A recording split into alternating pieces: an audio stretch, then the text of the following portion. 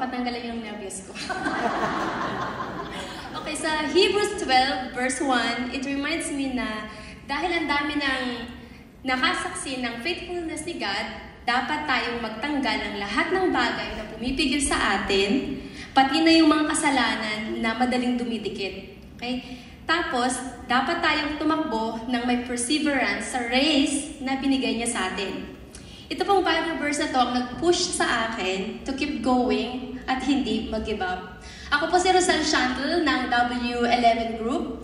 May 3 anak at asawa. Para kung sabihin may 3 asawa. Okay, hindi po. Yeah, so, before I knew Jesus po, duman ako through some really hard times. At dahil dito, nahirapan talaga akong gumawa ng sarili kong mga decision kasi nga hindi ako masyadong naniniwala sa sarili ko noon. And I always wanted other people to say it was okay. Kasi my self-esteem was really low. Pero nung nakilala ko po ang Panginoon, little by little, He changed me. Amen. But even then, I still made mistakes. May mga kasalanan pa din. I had 2 kids before getting married. And their dad and I separated when my youngest, si Maya, was 3 years old. And I was a single mom for many years, pero patuloy pa rin ako lumalapit sa Diyos at nagpapabago sa Kanya. One night po, I had a dream na nahuhulog ako sa cliff sa bangin, pero bago ako malaglag, nakahawak ako sa branch sa sanga. And doon sa dream ko, I feel like giving up. Gusto ko na po talagang sumuko. Pero may voice na nagsabi sa akin, let go, trust me. And a few days later, nanood po ako sa YouTube ng isang famous na preacher, and his story was exactly like my dream. And naintindihan ko po yung meaning nung napanaginipan ko, and that's when I really started to really pursue and obey God. Pero alam naman natin na hindi siya easy. Yeah? My 2 little kids were small, like Maya, yung youngest ko dati. Ayaw niya sa Sunday preschool. So, back then, sinabi sa akin ni Pastora Marlene, samahan mo. So, I did. So, almost 3 months akong nasa Sunday school every Sunday noon. Tapos nga, I was a single mom at that time, and I worried about what other people would think of me. Sino po nakaka-relate? So, pero nagpatuloy pa din ako going to church and Bible studies. Then I told myself, Rosel, tama na. God is the reason why you're coming to church. And from then on, I didn't care anymore that other people thought of me as a single mom. Then I kept going. I went to Encounter God retreat in Gutenstein pa dati. Then I got water baptized. And I even finished the SOD, the School of Discipleship. And yung time po na yun, kasama ko po weekly yung mga anak ko sa SOD class. Kasi walang mag-aalaga sa kanila. It was really hard sometimes, pero nagpursige pa din po ako. Even going to Bible studies sa iba't ibang places, even kahit naulan, kahit malakas yung snow, kahit mainit, tulak-tulak ko po yung stroller ng mga anak ko, tapos kami pa po yung nauuna doon sa aming traffic. Yeah. I even became a Sunday school teacher for the preteens and started sharing God's Word in our Bible studies.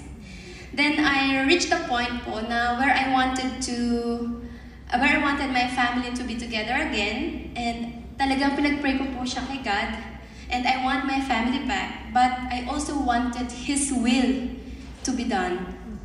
Yeah. Kaya 5 years later, my kid's father and I talked and agreed to co-parents our kids. So 2 years later po, we reconciled and got married. So glory to God. Yeah.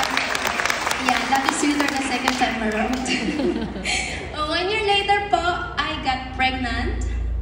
Pero nawala po siya when I was almost 3 months. Sobrang sakit po siya talaga at never pa po akong umiyak ng ganun kadami. Kasi Masakit po siya. But I didn't blame God. At yung time na po yun, I even tried harder to follow Him. Tapos I just asked Him na, what do you want to teach me in this moment? Sabi ko kay God. Tapos exactly 1 year later po, I got pregnant again, and the Lord gave me my desire, a baby boy na super healthy po, super pogi, and so handsome. Yes. And I still have challenges in my life. Sometimes, isa-isa po silang nadating, tapos okay naman sabay-sabay, alam niyo naman po yun. Like when my mother passed away ditong bagong taon, 2025, namatay po siya. Then my problems with my teenage daughter. Sino po ang walang problema sa inyo sa teenage na anak nyo? Tapos yung isa ko pong anak ay meron po siyang isang special condition na kailangan po ng suporta namin. And so on po. Pero, hindi pa din po ako tumigil in pursuing God and perseveres in serving others sa pamamagitan ng children ministry because I have seen that God's promises are true. Amen. Yeah? The more I pursue God, the more I persevere in my faith because He has already proven His faithfulness in my life. And of course, because He is my Abba Father, my Almighty God, my Jehovah Jireh, and He is good forever and ever po. So to my friends, to dudes, sa Aya, and to everyone here, at sa mga kakilala niyo pa po na kailangan ng encouragement, let's not think of our children or trials as hindrances to getting closer to God. Kasi He can even use them as instruments po for you to know Him better at magkaroon ng deeper relationship sa Kanya. Amen. And not just for us, but for our children and others to know God too. Dati po, nagtatanong yung mga anak ko na kung anong gagawin namin ng Sunday.